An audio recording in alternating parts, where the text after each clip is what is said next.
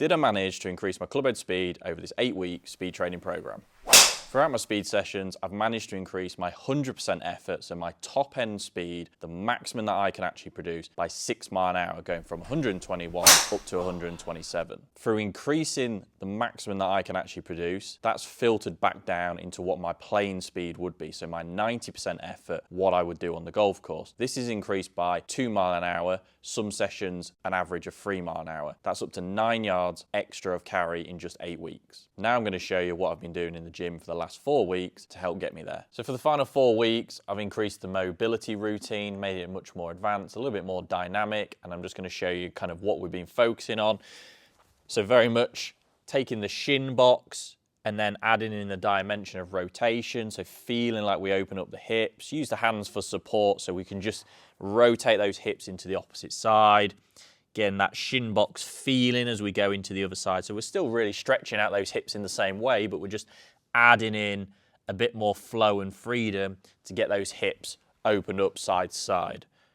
Then taking the Spider-Man stretch to another level. So now just adding in a little bit of thoracic spine rotation, but we're still getting that hip mobility feeling.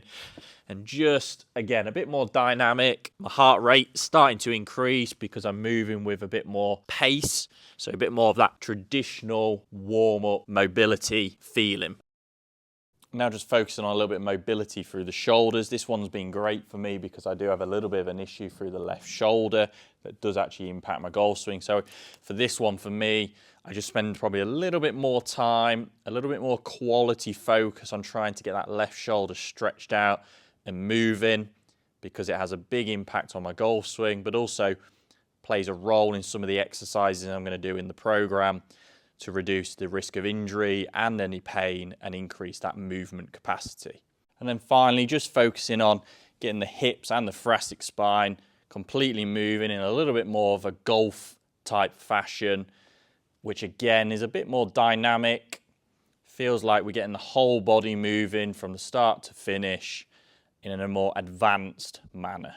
So now moving into the final 4 weeks, we're going to focus the training on a method called complex supersetting, which basically means we do a heavy strength based movement followed by a power based movement of the same pattern. Okay, so we're starting with a hex bar deadlift from the floor, where obviously that is a vertical push out the ground, that hip hinge motion, that deadlift type style, lower reps, higher weight, keeping it really simple. We're looking to try and increase the weight through the sets and then over the weeks.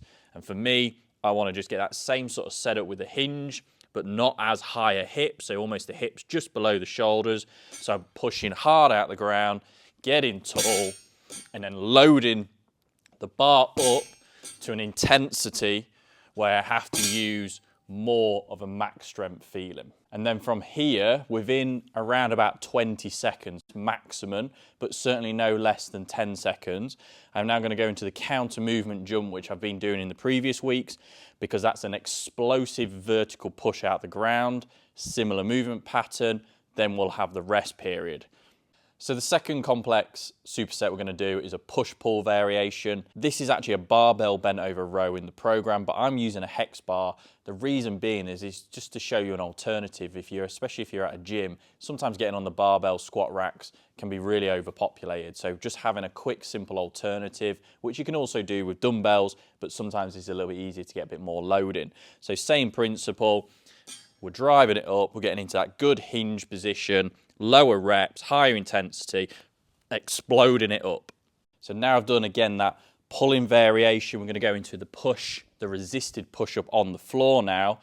Obviously, we want to have another up to 15-20 seconds rest in between just to catch the breath, but we're utilizing that opposing forces. So we're taking that resistance band and now we're on the floor. We're obviously going to have to utilize a little bit more power, keep that core really stable, but the aim is to move explosively and fast. The final complex superset is focusing on an overhead push press, so behind the neck barbell overhead press specifically. Now for me, this is a great exercise to do because I can get some good load into the bar. I'm really starting to utilize some vertical force with some trunk strength and shoulder power. However, as an old injury that flares up from time to time, sometimes this movement in particular doesn't always like it. So I do sometimes have been switching between the dumbbell variation and the barbell variation and trying to keep the load to a little bit lighter so I can just focus on that speed and keep that a little bit safer. So for me, I'm really trying to utilize that big push through the ground, getting to the top as fast as I can and stabilizing the bar. Controlling it down, that's always the tricky bit because we're putting the shoulders in a larger range of motion, so we have to keep that core really stable. Then finally, I'm gonna go into an overhead slam. Similar superset, that's that strength versus power, even though the overhead press does incorporate a little bit more of a power rather than max strength compared to the pulling exercise and the deadlift. For this, it's that same feeling of trying to stretch up, push into the ceiling, and then slamming the ball powerfully with the legs and the big, powerful back muscles. So big stretch, nice and tall, and pushing into the ground with maximum effort. If you've enjoyed this video series on the speed training, don't forget to like the video, subscribe to the channel, and watch this video next.